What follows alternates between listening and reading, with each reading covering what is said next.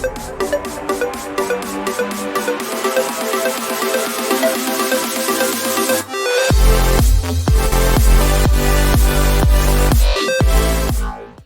day, selamat pagi anak-anak semua.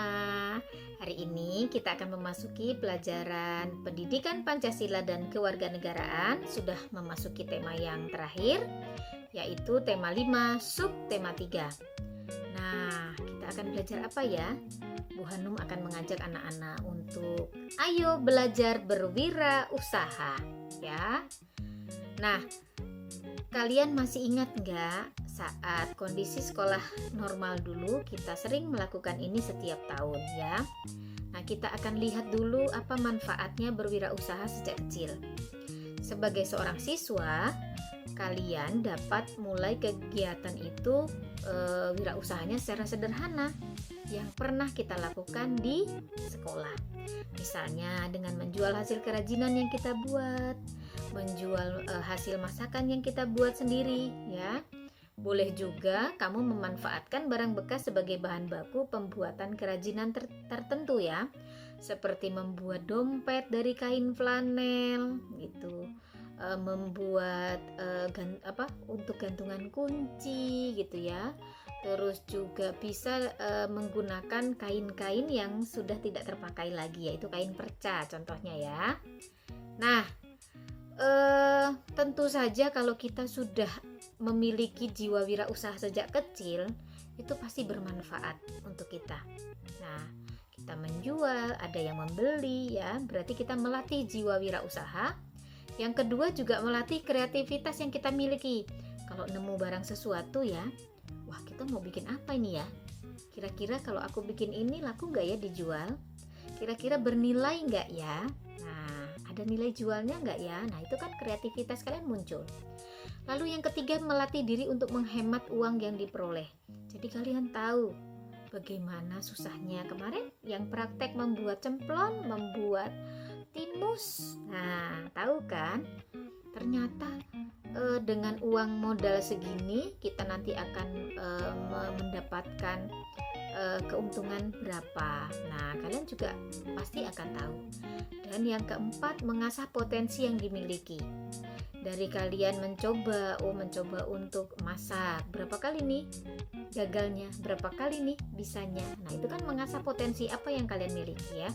Mana tahu bisanya jahit-jahit, mana tahu bisanya masak-masak, mana tahu bisanya bikin kreasi gitu ya.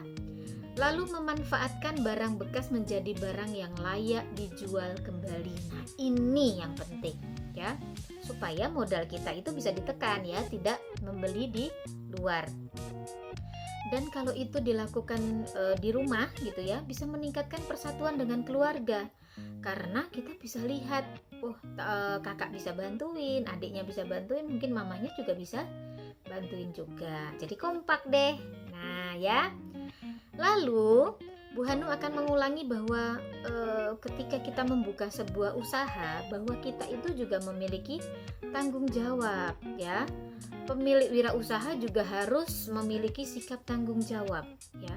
Nggak boleh lari dari tanggung jawab. Nah, kita bertanggung jawabnya terhadap apa? Terhadap kualitas barang yang dihasilkan, kemasan yang digunakan, serta jangkauan pemasarannya bagaimana. Nah, kemasan ini juga penting, aman tidak, gitu ya.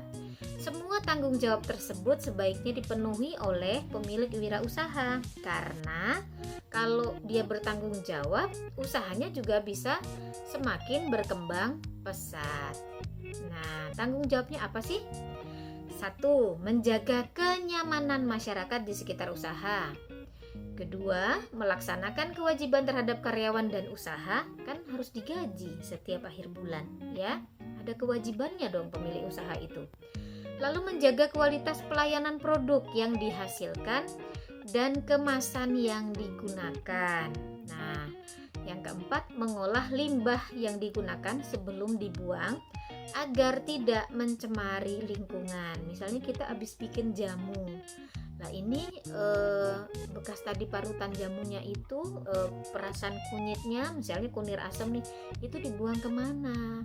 Nah, bisa nggak dimanfaatkan untuk pupuk tanaman. Itu juga perlu kita pikirkan ya. Contohnya itu ya. Anak-anak pasti punya contoh yang lain. Lalu yang terakhir, menanggapi dengan baik jika ada kritik dan keluhan dari pelanggan maupun masyarakat sekitar. Misalnya ada yang mengkritik, ini kurang apa ya rasanya, kalau ditambahin keju atau ditambahin coklat kayaknya lebih. Nah, itu kalau ada yang memberi saran begitu, kita mendengarkan dulu, menanggapi dulu dengan baik. Toh saran yang disampaikan oleh pelanggan kita juga akan membuat usaha kita bisa berinovasi tambahan yang lain gitu ya. Nah, pentingnya kerjasama dalam melakukan sebuah wirausaha.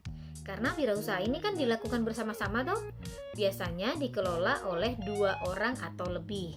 Nah, para pemilik bekerja sama mengelola usaha tersebut sehingga menjadi maju. Dan dengan adanya kerjasama, para pemilik akan semakin mudah untuk mengelola dan mengembangkan usaha.